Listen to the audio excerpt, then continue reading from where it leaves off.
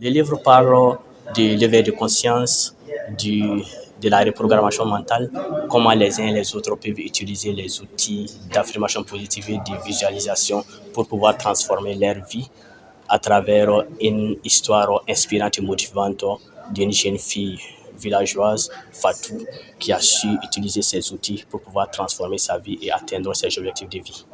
Les livres regorgent de pas mal d'aspects du développement personnel que la jeunesse africaine a déjà en eux, mais ces potentiels sont juste en sommeil.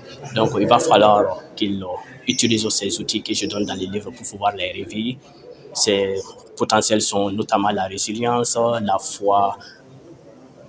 foi et la clarté, la vision. Ce sont entre autres des aspects du développement personnel que les jeunes doivent vraiment utiliser pour pouvoir atteindre leurs objectifs de vie et réaliser leurs rêves.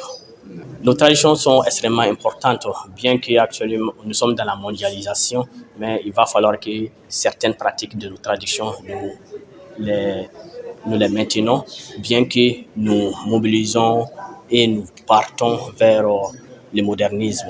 Et dans les livres, certaines pratiques de la tradition, je les dénonce, mais certaines pratiques aussi doivent vraiment rester pour que nous puissions avoir cette authenticité. Et c'est ça même qui fait l'Afrique, notre culture, nos traditions. Le livre est exactement de 197 pages, moins de 200 pages, et vous les trouverez dans les librairies Harmattan. Et il y a certains numéros qui sont là où vous pouvez vous procurer du livre. Actuellement, il est à un prix promotionnel exceptionnel de 12 500 francs CFA. Le prix initial est de 14 500 francs CFA, qui est de 22 euros. Je l'ai connu très jeune quand il venait à Kolokani, où j'étais directeur de CAP pour sa prise de service. Donc tout de suite, j'ai décelé à ce garçon-là des qualités de travailleur très sérieux, assidu, ponctuel et compétent. Donc il était question qu'il parte continuer. Il avait demandé à aller continuer ses études en Turquie. Et cela nécessitait vraiment mon avis en tant que son chef hiérarchique. Et il fallait créer un avis motivé et qui montre que vraiment il avait beaucoup plus de talent. Il pouvait se servir à un niveau plus élevé que là où il est, et qu'il a des compétences qu'il pourrait mettre à la disposition de son pays.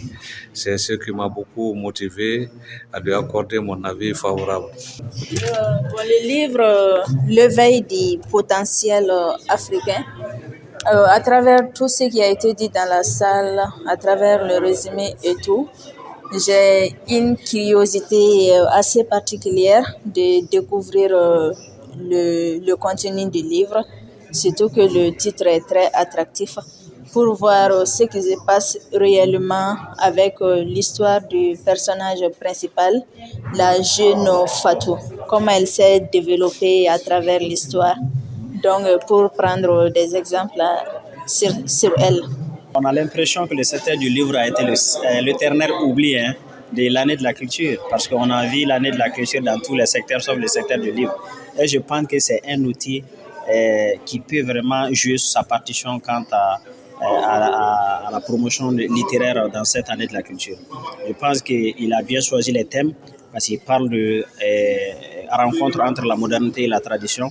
Et ça, c'est aussi l'une des valeurs qu'il faut prôner aujourd'hui, parce que quand les chocs de ces cultures arrivent là, il y a beaucoup de gens qui ont du mal à choisir qu'est-ce qu'il faut faire. Est-ce qu'il faut aller vers la modernité selon la tradition? Je pense que le Béché répond parfaitement, Dianta répond parfaitement à cette problématique-là dans son ouvrage. Et il faut surtout dire que ce livre-là peut être un outil très important pour la promotion de notre culture, et il faut surtout je vais terminer par dire qu'il faut vraiment que les autorités pensent à ce secteur du livre-là, parce qu'on a été les éternels oubliés, malheureusement, parce que l'année de la culture prend fin dans quelques jours.